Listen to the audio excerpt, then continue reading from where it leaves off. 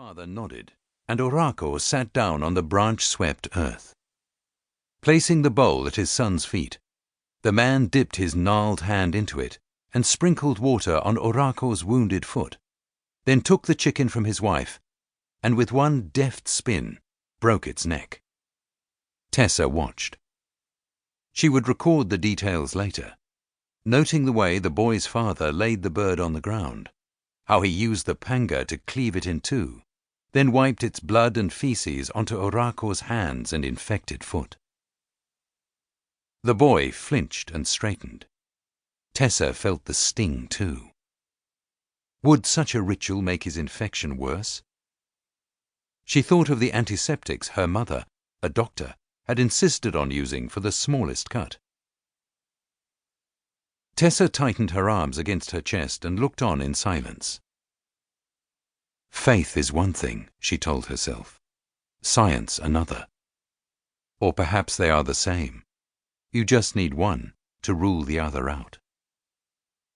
The crowd formed a close semicircle around the boy and began a rapid chant in Acholi as the suppurating wound was caked in chicken shit. The panga, which the boy's father placed on the ground, shone in the sun. The blade was sticky with blood and had already begun to attract a swarm of tiny black flies that congregated in a dark line along the sharp edge.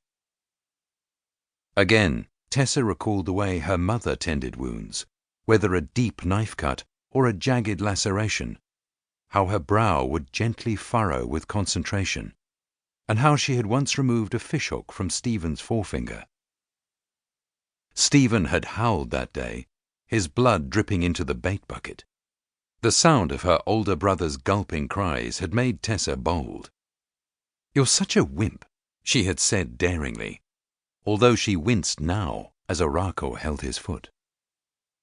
The boy's nose oozed with snot. He stared at the blood that soaked into the earth in a dark, irregular shape, then looked back at his father's hands. A flicker of alarm crossed his father's face, but at last he nodded, and Orako bowed his head before limping back into the crowd, where he seemed to dissolve into the shadows of those who surrounded him.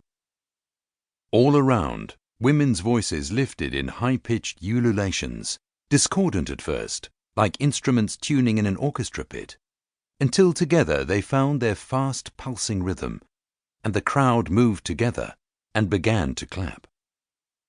When Dominic closed his eyes, Tessa was unsure if he actually swayed, or it just seemed that way. Of course, this kind of thing helped to heal. The Acholi people were deeply superstitious. How else could the Lord's Resistance Army have gained such a stronghold in this country, if not for a willingness to believe? People want to be led, and for many, Joseph Kony is a god, Dominic had told her. His followers say he is invested with the power of the Holy Spirit, that bullets do not harm his soldiers. Tessa had heard the stories and pursued them. She wanted to understand the mess that nightly news reports claimed brought children back without a childhood. There were so many questions. They nagged. They burnt. She stepped closer to Orako's mother, who wore a loose-fitting gomesi in a swirling pattern of blue and green. It was faded and frayed, except for the patch of plaid on the sleeve that had been carefully sewn on with red thread. As the clapping quickened, Orako's mother lifted her arms as if to pull the strength of the sky towards her son. She was not old, although she looked it.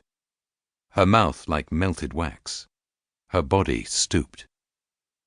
She moved towards Orako, who stepped back into the crowd, and her eyes filled with tears. Then suddenly, in a gesture that seemed part lunge, part dance, she held out her arms to her son. Orako's grave expression did not change. Instead, it suggested that he had no idea who she was.